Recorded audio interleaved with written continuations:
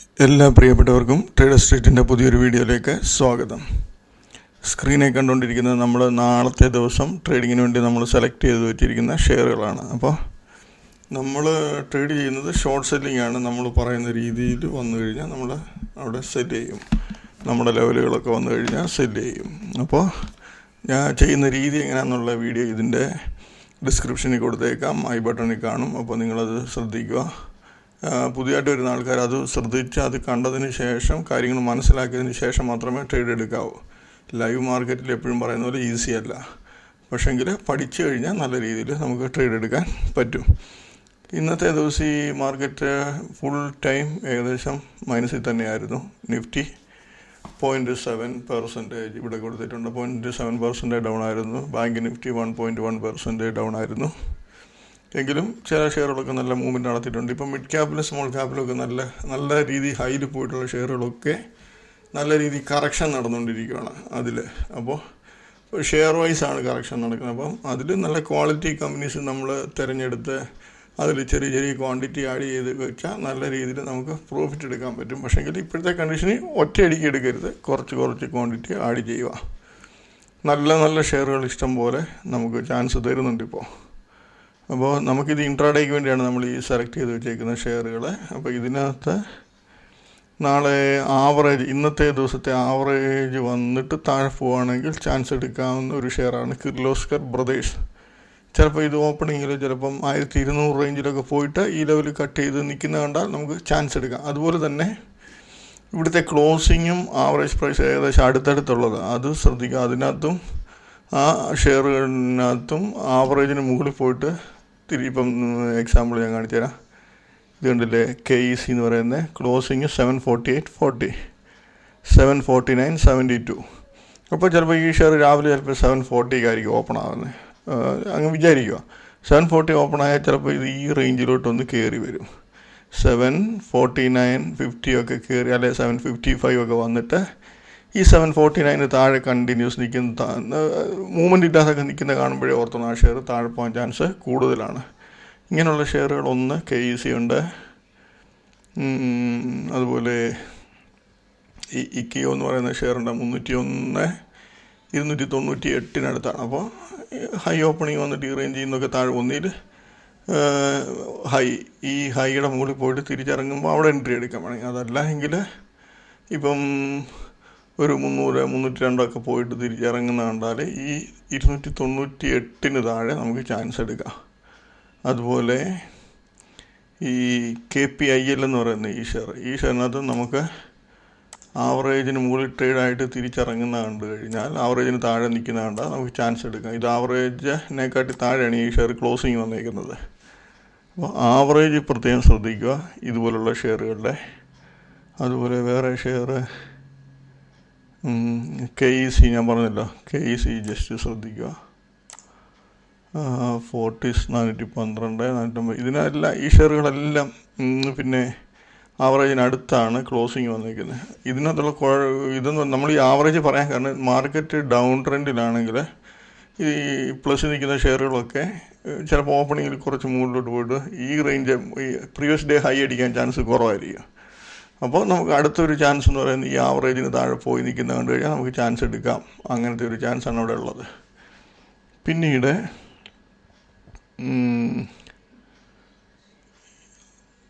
ഈ Godfrey Philip ശ്രദ്ധിച്ചോണം. Share വന്നിട്ട് ഹെവി മൂവ്മെൻ്റാണ്. ട്രേഡിങ് എടുക്കുവാണെങ്കിൽ തന്നെ അതിൽ ചെറിയ ക്വാണ്ടിറ്റി, ഒരു 10-20 ക്വാണ്ടിറ്റി തന്നെ 50-100 രൂപയുടെ മൂവ്മെൻറ്റ് കിട്ടും അതിനകത്ത്.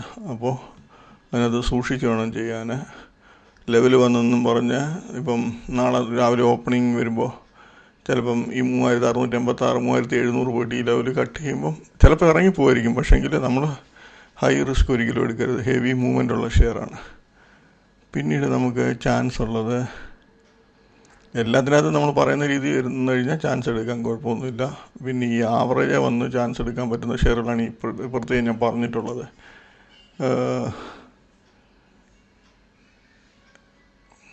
ഈ മാൻ അലൂമിനിയം എന്ന് പറയുന്ന ഷെയർ, അതും ആവറേജിന് താഴെയാണ് ക്ലോസിങ്. അപ്പോൾ നാളെ ഓപ്പണിങ്ങിൽ ഇത് ആവറേജിന് മുകളിൽ പോയിട്ട് തിരിച്ചിറങ്ങുന്നുണ്ട്. ഈ ആവറേജിന് മുകളിൽ താഴെ ഇറങ്ങുവാണെങ്കിൽ നമുക്ക് ചാൻസ് എടുക്കാൻ കുഴപ്പമൊന്നുമില്ല. ഈ സിഗ്നി ടെക് എന്ന് പറയുന്ന ആ ഷെയർ 1206 ഈ റേഞ്ച് വന്നിറങ്ങുവാണെങ്കിൽ എടുക്കാം, ചാൻസ് എടുക്കാം. 1206 വന്നിട്ട് 1206 താഴെ വരുന്ന കണ്ടാവില്ല, നമുക്ക് അവിടെ ചാൻസ് എടുക്കാം. അതല്ല 1201, 2 പോയിട്ട് ഇറങ്ങുവാണെങ്കിൽ ഈ 1190 താഴെ പോവാണെങ്കിൽ നമുക്ക് സെല്ല് ചെയ്യാം, കുഴപ്പമൊന്നുമില്ല. അതുപോലെ ഈ മുദ്ര ഈ R1 റേഞ്ചിൽ നിന്ന് താഴെ ഇറങ്ങുവാണെങ്കിൽ ചാൻസ് എടുക്കാം. R1 അതല്ല ഈ 608.9 എങ്ങനെയാണെന്ന് പറഞ്ഞാലും ഒന്നീ നമുക്ക് ഹൈയുടെ മുകളിൽ പോയിട്ട് താഴോട്ട് പോകണം, അതല്ല എങ്കിൽ R1 പോയിട്ട് താഴോട്ട് ഇറങ്ങണം. R1 പോയിട്ട് ഇറങ്ങുന്നില്ല എങ്കിൽ നമ്മൾ R2 പോയിട്ട് ഇറങ്ങുന്നത് നോക്കുക. ലെവലുകൾ കട്ട് ചെയ്യുമ്പോൾ മാത്രം ഉണ്ട്, ലെവൽ കട്ട് ചെയ്യുമ്പോൾ ആ സമയത്ത് ഉണ്ട് എടുക്കണം. അതല്ലാതെ ഇപ്പം ഇവിടെ എക്സാമ്പിൾ ഗോഡ്ഫ്രേ ഫിലിപ്പ് ചിലപ്പോൾ ഇത് R2 വരെ പോയെന്ന് വിചാരിക്കുക, 3925 താഴോട്ട് ഒരു 5 രൂപയ്ക്ക് ഇറങ്ങും, 5-10 രൂപ താഴെ ഇത് വലിയ ഷെയറായിട്ട് അവിടെ ട്രേഡ് എടുക്കാം. അത് അവിടെ എടുക്കാതെ അത് 3800 വന്നു കഴിയുമ്പോൾ നമ്മൾ എൻട്രി എടുക്കുമ്പോൾ റിസ്ക് കൂടുതലാണ്. അതുപോലെ ഇപ്പോൾ ഈ ഷെയർ ഇപ്പോൾ 3925 താഴെ പോയി, അപ്പം നല്ല രീതിയിൽ അങ്ങ് ഇറങ്ങിപ്പോയി. ഇവിടുന്ന് ഒറ്റയടിക്ക് ഒരു 1-2 ക്യാൻഡിലിൽ 3800 വന്നെങ്കിൽ ആ ഷെയർ വീക്കായി. പക്ഷെങ്കിൽ അതിനകത്തൊരു ചാൻസ് എന്ന് പറയുന്നത് ആ ഒരു സമയത്ത് ഈ 3925 താഴെ വന്ന് 3800 വന്നു. പക്ഷേ ഇതിൻ്റെ ആവറേജ് ഒരു 3860-70 റേഞ്ചിലാണെങ്കിൽ നമ്മൾ എൻട്രി എടുക്കേണ്ടത് ഈ ആവറേജ് വരുവാണെങ്കിൽ മാത്രമേ എടുക്കാവൂ, അല്ലെങ്കിൽ ഒരിക്കലും എടുക്കരുത്. പറഞ്ഞത് മനസ്സിലായി കാണുമെന്ന് വിചാരിക്കുന്നു.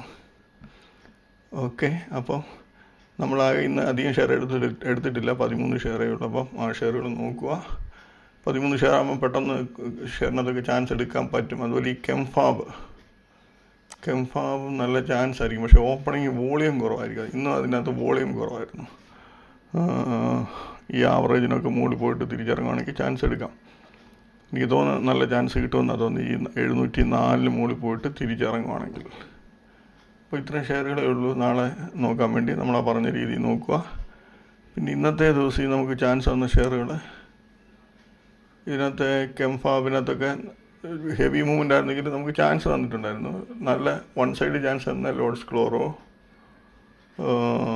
നോക്കട്ടെ 1-2 ഷെയർ കാണിക്കാം, അധികം കാണിക്കുന്നില്ല, 1-2 ഷെയർ കാണിക്കാം.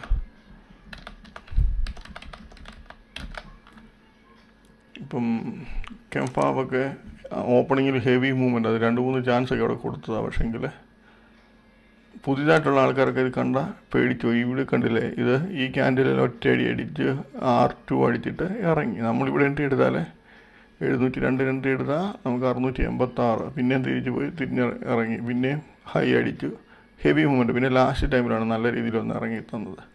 ഇതിനകത്തൊക്കെ ട്രേഡ് ചെയ്താൽ പുതിയതായിട്ട് കാര്യങ്ങൾ മനസ്സിലാക്കാതെ ചെയ്യുന്നവർക്ക് എന്തായാലും ലോസ് വരും ഉറപ്പായിട്ടും. അവർ 5-6 രൂപയ്ക്ക് ബുക്ക് ചെയ്തില്ല ഇത്രയും വലിയ ഷെയറിനകത്ത്. ലോഡ്സ് ക്ലോറോയിൽ നല്ല ചാൻസ് ആയിരുന്നു. ഓപ്പൺ പ്രീവിയസ് ഡേ ഹൈയുടെ മുകളിൽ പോയി, നമ്മൾ പ്രീവിയസ് ഡേ ഹൈയുടെ താഴെ ഇറങ്ങും. നമുക്കിവിടെ എൻട്രി എടുക്കാം. 136 എൻട്രി എടുത്താൽ 131, ഇവിടെ വീണ്ടും 128, 126, 27 റേഞ്ചിൽ നല്ല പ്രോഫിറ്റ് അതിനകത്ത് കാണിക്കുന്നുണ്ട്. അതിനകത്ത് പിന്നെ കയറിയിട്ടില്ല, ഹൈ അടിച്ചിട്ടില്ല.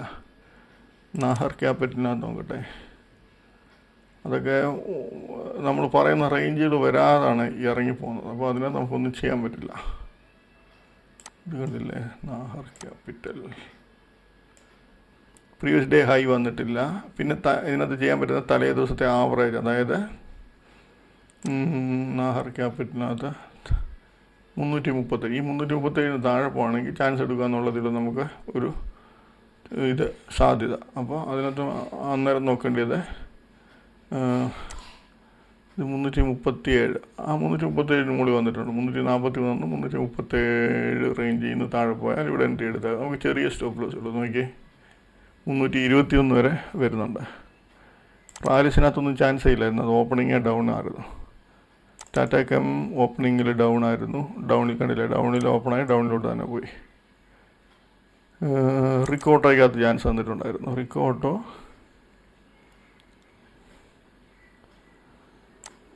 ഓപ്പണിങ്ങിൽ R1 മുകളിൽ ഓപ്പണായി നേരെ കുറേ ഹൈ 46 വരെ പോയി, തിരിച്ച് ഈ 43 റേഞ്ച് എൻട്രി എടുത്തിരുന്നെങ്കിൽ നമുക്ക് 37 ലാസ്റ്റിലോട്ട് വന്നപ്പോൾ 30 രൂപ വരെ വന്നു. ഇവിടുന്ന് 43 13 രൂപയ്ക്ക് എടുത്തു. നല്ല പ്രോഫിറ്റ്. ഒരു പ്രാവശ്യം പോലും അത് പിന്നെ ഹൈ അടിച്ചിട്ടില്ല.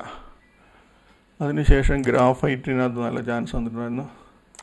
ഗ്രാഫൈറ്റ് ഫ്ലാറ്റ് ഓപ്പണിങ് താഴോട്ട് പോയി. കണ്ടില്ലേ, സെൻട്രൽ CPRയിൽ സപ്പോർട്ട് എടുത്തു, മുകളിലോട്ട് കയറി വന്നു. പ്രീവിയസ് ഡേ ഹൈ അടിച്ചു ഇറങ്ങി.